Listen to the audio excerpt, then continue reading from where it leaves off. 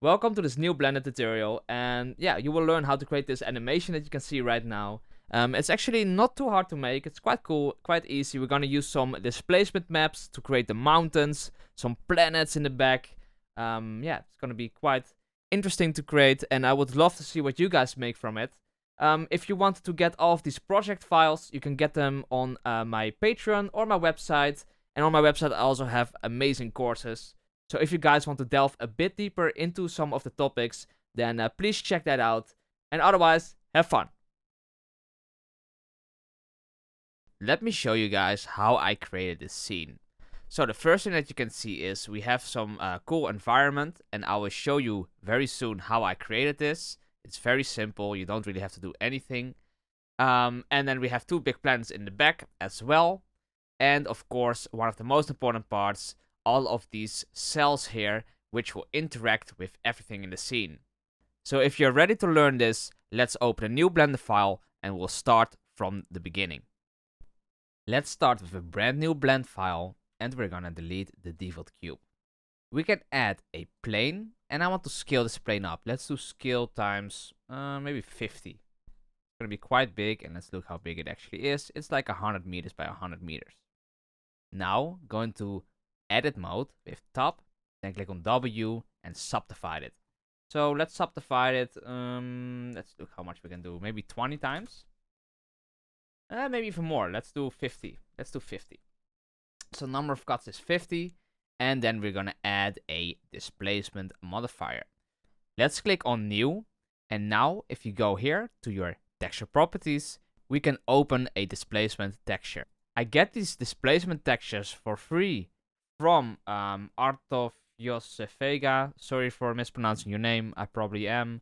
But yes, you can donate, of course, if you like it. Or you can go to his drive and get it for free, whatever you want. And there are multiple folders inside this download file. We have single assets, we have mountain ridge, long assets, craters, and canyons. So they're really cool. And let's start with mountain ridge. I liked mountain ridge number 3, which is the mountain ridge C. And then, yeah, we open it up in here. So here you can see that we have our whole mountain ridge already here.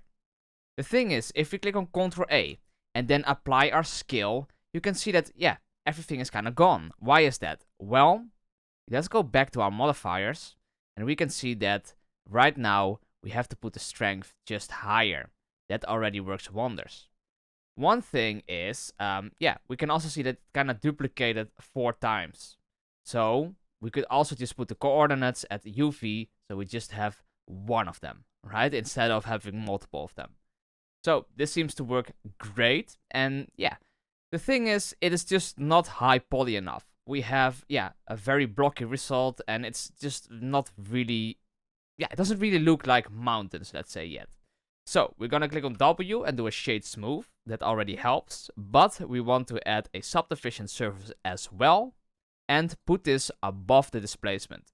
So we want to subdivide this multiple times, and you can see the more you subdivide it, the more detail we'll get in here. I want to keep this quite low in my viewport, but in my render I might put this up even more, right? So yeah, when you render it, then it will use the right amount of subdivisions. So the next thing that I want to do is I want to rename this to mountain ridge, and I want to duplicate this. Why do I duplicate it? Well, I want to add another mountain. So let's hide off this first mountain ridge for a second, and we're going here into the texture properties, click on the 2 for texture, then go to our modifiers, click on this little new texture here, then go to the new texture, which is inside the displace. It's going to be displace 2, and here we can change this to whatever we would like. I will open the single asset export and do this number 1 here, A. Then you can see that this changed. And the first one is still how it would be, right? So we just duplicated the whole system, then created a new texture, and that is going to be this little peak here. So let's also rename this to mountain, let's do peak. So mountain peak. Very cool. So is this what we want? Yes, but I would like to kind of play around with this a little bit. So I would like, first of all, this thing to be a bit smaller, but I don't want my peak to be this low, let's say. So I'm going into my modifiers and I will just put the strength even higher. And you can see that this makes this peak also higher. Now, I will make sure that this part here is going to be one of the most important parts in our scene. Around here. And we can really, like, it really stands out. Next thing is we want to create some materials. Let's hide off this mountain ridge for right now and just focus on the peak. Let's go to shading and we can play around with the textures. So here we have shading. Let's click on new. We can rename this as well as mountain peak. Then I would like to have two different colors. I want it a little bit orangey or red on the top and more blue blackish on the bottom. To create two different colors or materials like that is actually quite easy. You can do it in many different ways. But I'm just going to do it very simply. I'm just going to duplicate this principled shader, put it underneath, both put the roughness a little bit higher, so 0.7, this one as well, 0.7, and just change this color of both of these. So this one is going to be a little bit orangey here, and this one is going to be a more darker blue, okay? So how can we actually merge these together? Well, what we're going to do is we're going to add a mix shader, and now we're going to mix both these colors. But once you mix these two, they just will be mixed together. So we get a average between this blue and this orange. We don't want that. We want we kind of want to create a mask which masks off a certain piece. So one part of this mountain will actually be the orange color, and the other part, which is lower, will be the blue color. How do we do this? Also, there are multiple ways to do this, but we already have a black and white map. Our displacement texture is actually already doing what we want. So we're just going to add an image texture in here, open the displacement texture of this asset, so which is the single asset, this one, A, open it, put the color into the mix shader here. Now, you also want to put the color space here from srgb to non-color. Awesome. So here you can see we have this beautiful ridge and we have a difference in color. Okay, very cool. I just want it to be flipped. You can do this multiple ways. You can just flip these, bam, it's as easy as that. But you can also just keep them there if you want to, and add a color ramp just in between here. Now you can switch these two, and that also does the work. The cool thing about color ramps is that you can move these little sliders here, and it will change the underlaying map. So if we just use a, let me use a diffuse shader just so you guys can see what is happening here. Don't do this, just look at me. But you can see that normally this map looks like this. So the black stuff is going to be the first shader, which is this orange shader, and the white stuff is going to be this blue shader. Then I can change this. You can see that I move this lower. And this also works within our mask. So if I just put this into our mix shader, connect the mix shader again, you can see that if I move this up or down, that my colors are also moving up and down. And you can see that you can really change a lot of your materials with this. So yeah, this can make it look really cool. That is essentially what I needed. And we know that if the subdivisions go higher, we get some more details in here, which is perfect. But I also want to add kind of a bump node or a normal map, which creates even more of these, more rocky details, let's say. So I'm going to add another image texture, open it, and I will grab a texture, brown mud. I will also put a link down below. Then I will use, I think I'll use the AO for this one. Normally you just want to do the bump or the specular, but I remember from when I was trying this out, in this case with this material, the AO just worked a little bit better, and it is a grayscale map, so it will work anyways. So let's open image, do non-color, and add a bump texture. Now we're gonna put the color into the height, then the normal goes into the normal of each principal node here. And you can see we get a lot of these bumps. Very cool. It is a bit too strong, so I would like to put the strength a bit down, maybe 0.4. And this already works better. but I think it's also a little bit too big. We don't really get small details. So if we want to make this texture smaller, we can just add a texture coordinate node and a mapping node. Vector goes into the vector, and we can do generated into this vector. And now we can just do a scale of 10 by 10. You can see that this detail goes way down, and we get some small, very small details in here, which I thought looked very cool. So that is the material for the mountain peak. And you can keep changing this to, yeah, whatever you like, right? If you want it even darker, then just put it darker. But yeah, you can just play around with whatever you want. Now, the mountain ridge is going to have kind of the same material. So we can just go here and do mountain peak. But we're going to duplicate this and rename this to ridge. Because if we duplicate it, we can still change it to whatever we like without our original changing as well. So here we have the mountain ridge, and I'm literally just gonna delete the whole orange part here. I don't need it. And I'm just gonna put the blue part in there. Bam. It's that simple, that easy. We have some nice mountains, and here we have the mountain peak. The next thing is going to be our sphere. We have a big sphere, which kind of falls apart, right? So Shift-C to make sure that your 3D cursor is in the middle. Let me go back to modeling here so we can actually see what is happening. And then I'm going to add a UV sphere. This UV sphere is, yeah, the geometry of this UV sphere is not really high enough. So I'm going to duplicate both the segments and the rings. Then I'm going to scale this bad boy up here and move it a bit to the top. W and shade smooth as well, of course. So this sphere is nicely in the middle. Just our peak isn't really. So I'm gonna move this peak as well a little bit to the middle. Yeah, something like this will be great.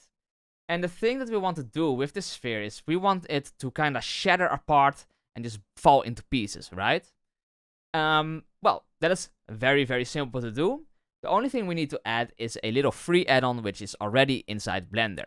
Go to Edit, Preferences, Add-ons, and look for Cell Fracture.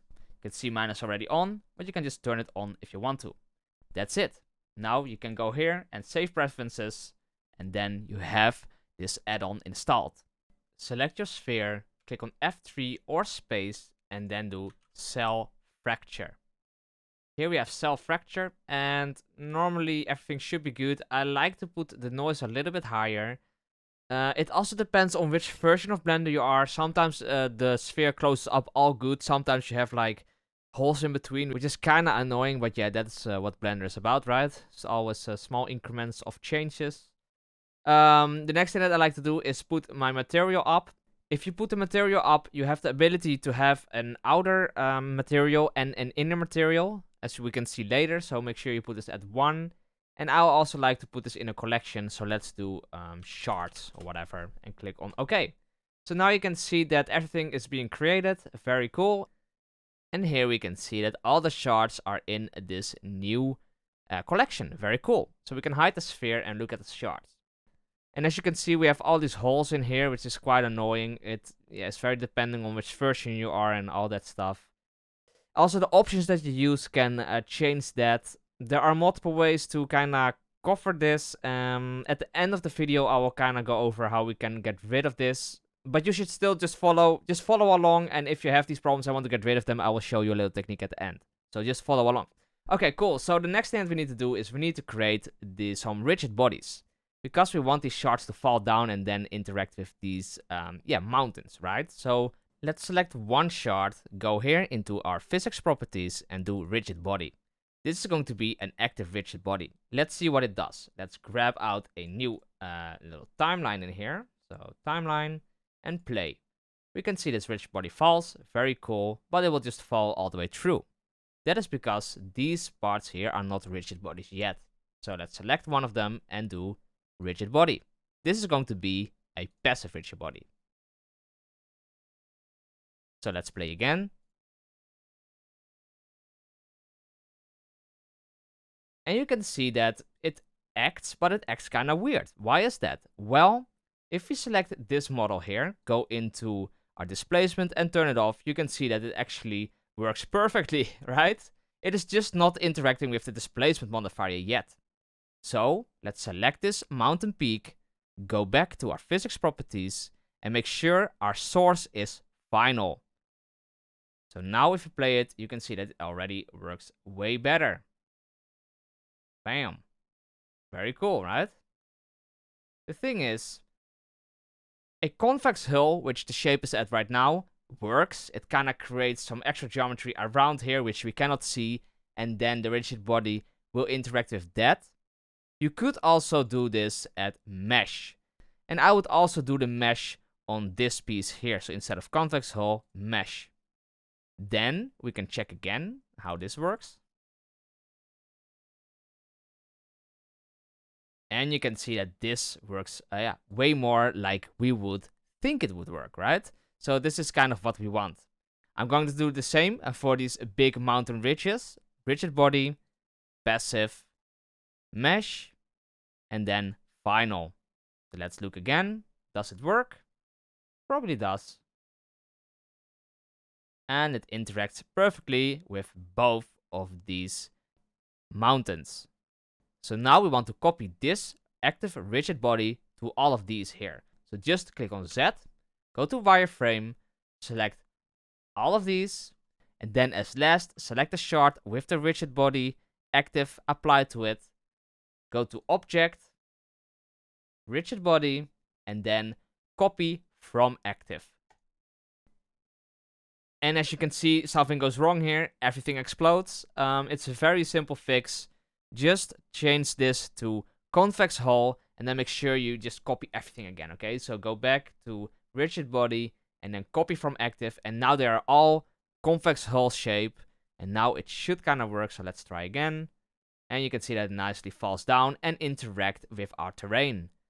You can also bake this whole animation. So if you just go here into your scene properties, rigid body world, and we can bake our cache here. So you have cache, and let's do just 100 frames, 100. And then bake it.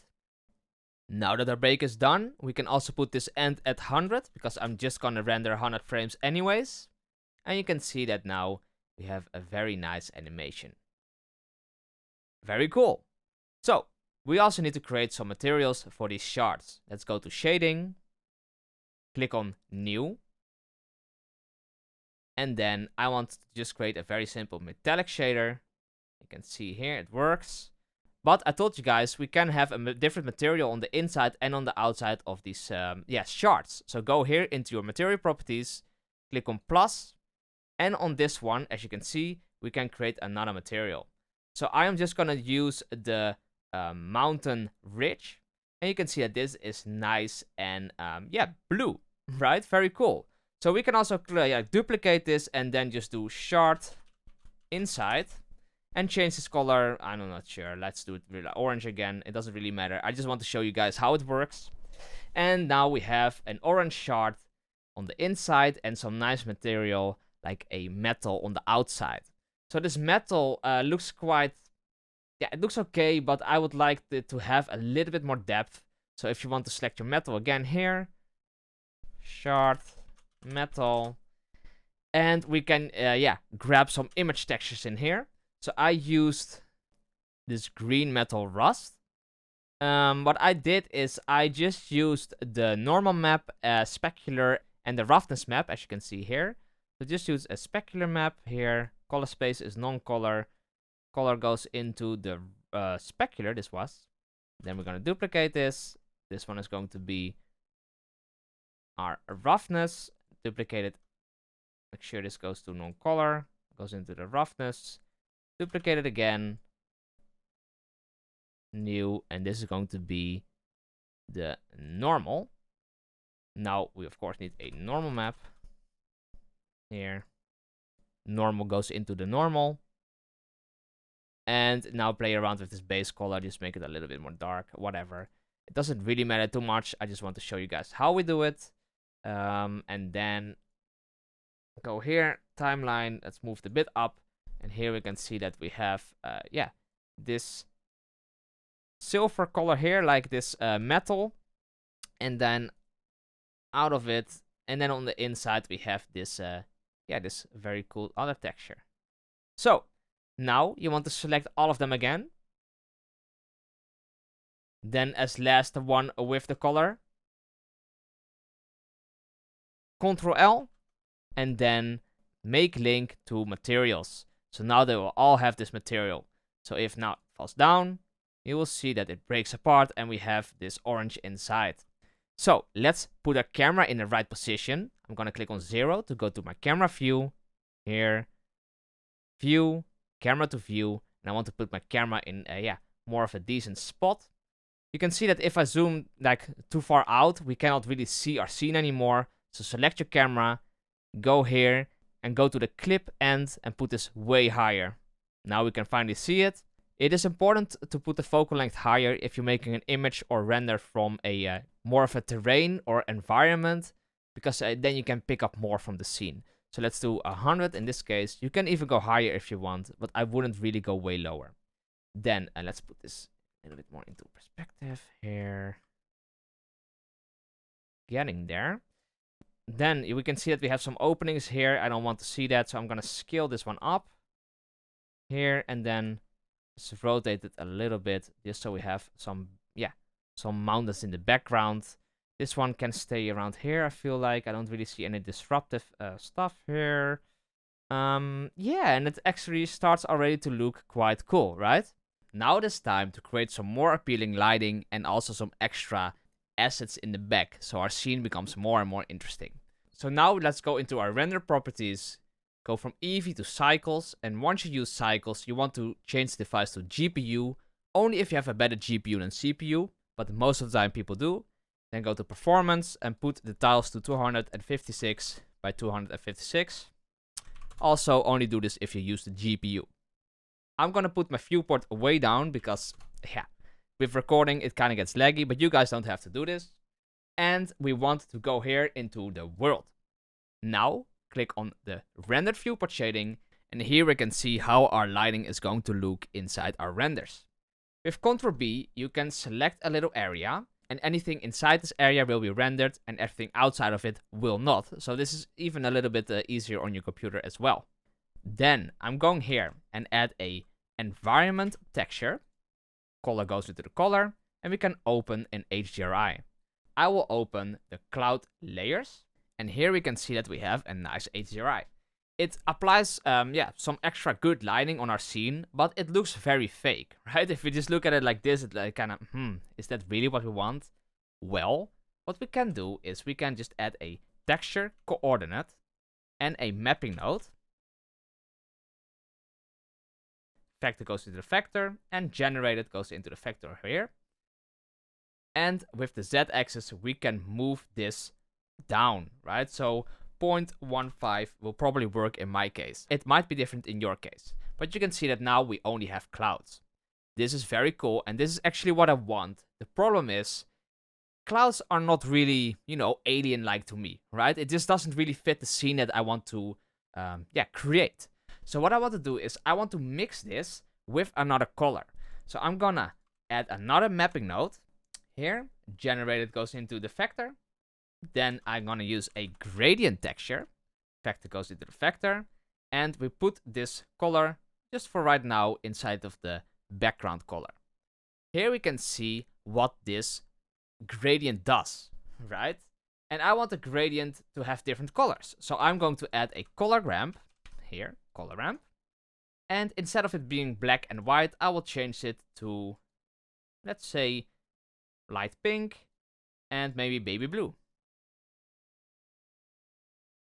So right now it's quite hard to see where our line ends up, so you can put them a bit closer together to get more of a contrast between them. But we can also rotate everything inside the mapping node here. So it will probably be the z-axis. So I'm gonna move around the z-axis a little bit, and we'll see that the blue starts to creep up on us. Very cool. The thing is, I don't want our gradient to go from the left to the right. I want it to go up or down, right?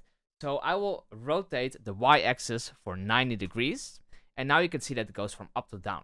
It is a bit hard to see, I totally get that, but if I move these two stops a bit closer together, you will see that at one point we get a nice gradient here, right? So, yeah, if you want a smoother gradient, you move them further away from each other. If you want a bit harsher, then put them closer together.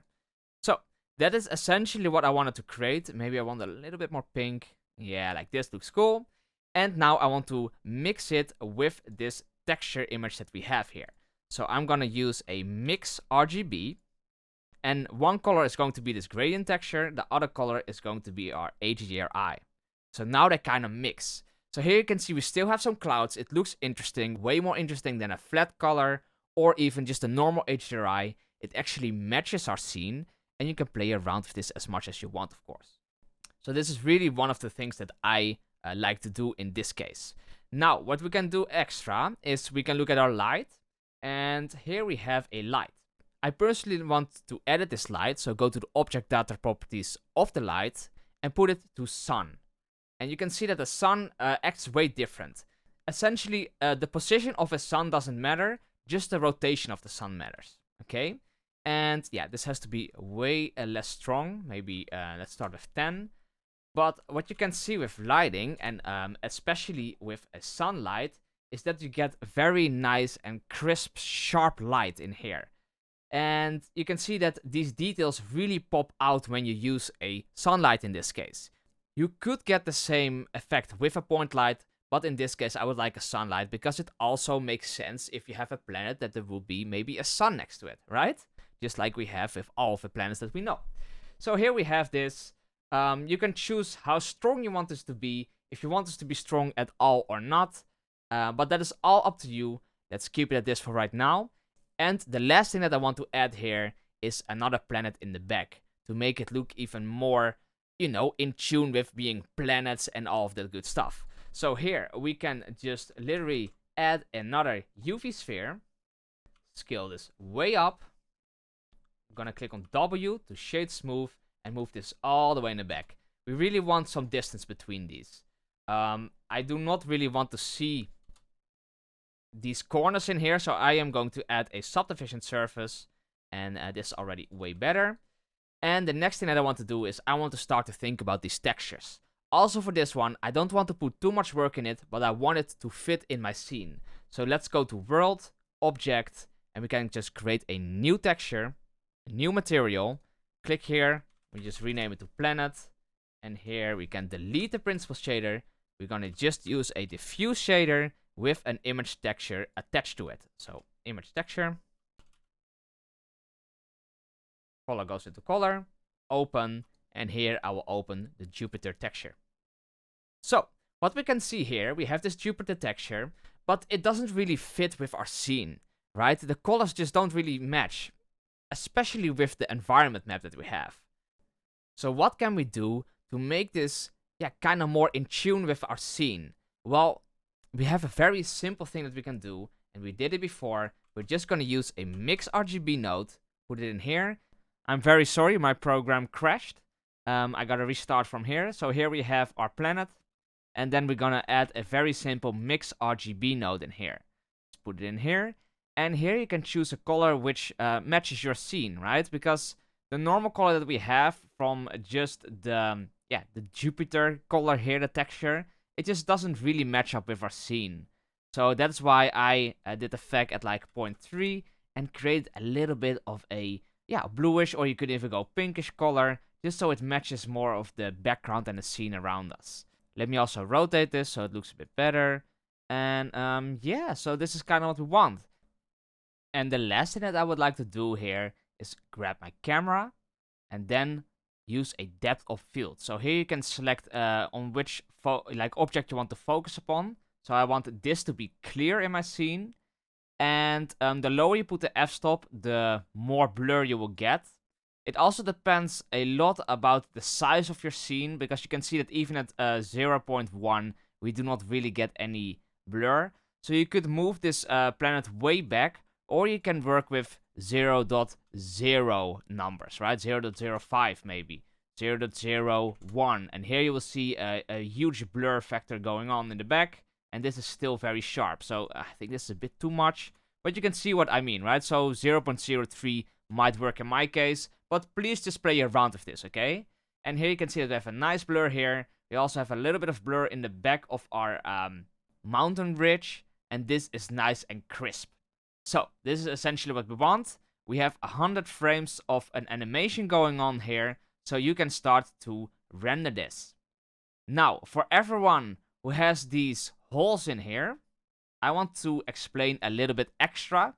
And for everyone else, please share your content, do it on Instagram, tag me in there, whatever you want. I also have amazing Patreon stuff, so if you want to support me on Patreon, please do. I would love that. But yes, let's go on and fix these holes. So it is quite simple. If you guys remember, we still have the sphere laying around here. And this sphere is the same size and will start at the exact same place as our shards. So what we could do is we could just select our sphere, make sure we have the same material, the hard metal on here. And this sphere is going to act for the first few frames. So let's look at which frame our ball is starting to crack. We can see here still not, here still not, and here it's starting to crack. So at 29, it is still intact. So if we animate the sphere from frame 1 to frame 29, and then just hide it, so we can only see the shards, then we kind of get this cool effect. So, yes, at frame 1, it should be here, so location. At frame 29, it should be down here, right? So GZ, you can move it down to where kind of is covering everything. Let's go in depth, zoom all the way in, and really look where we end up here. And then if you're happy, location. Now you can see that it goes from frame 1 all the way over here to frame 29, and then it should shadow apart, right? Very cool. The one thing though is our little sphere is falling a little bit at a different pace than the shards do. So how do we fix that? Well, we can go here and then just select graph editor, and we can just play around with some of the graphs that we have. So we are looking for this object transform, Z location, and if you click on Control and move your middle mouse button up or down, you can see that you can kind of zoom in and out. And yeah, now we can really see our graph a little bit better. So it needs to fall here, but it falls too quick, and then at the end it stops. So we can move these orange dots around, and you can see that now we change this graph a little bit.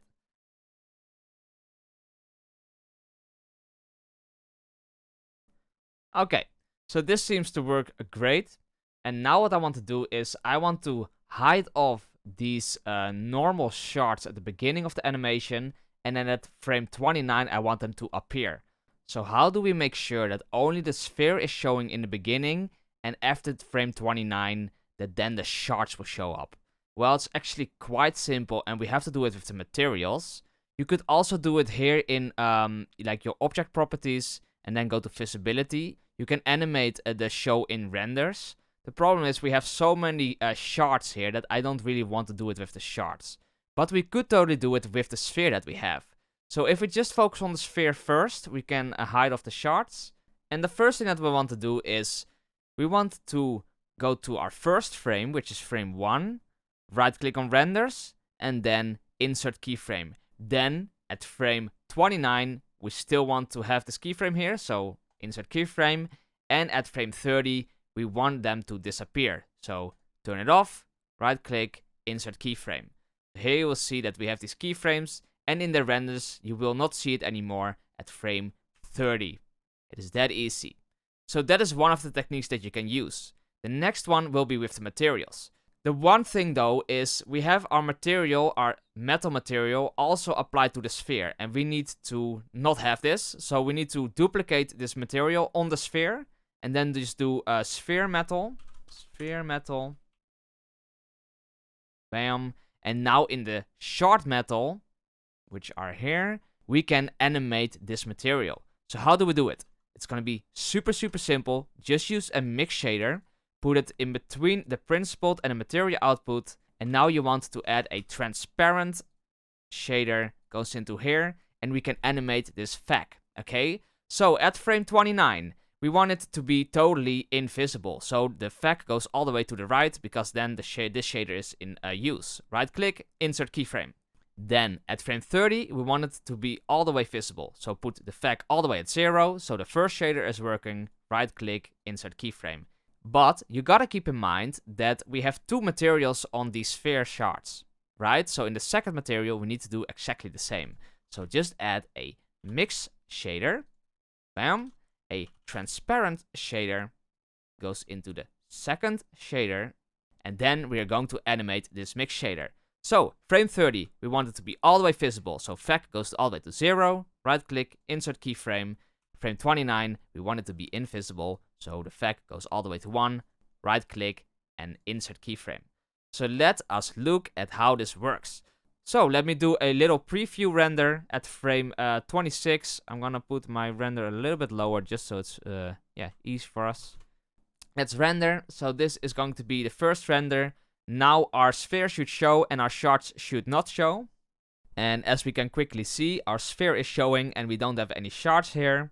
Then we go to frame, let's go 30, then F12, and we'll see what that does. And here we can see our shards, right? So we essentially, at the first part of the animation, we only see our sphere going down, and then at one point they just switch off and we get the shards.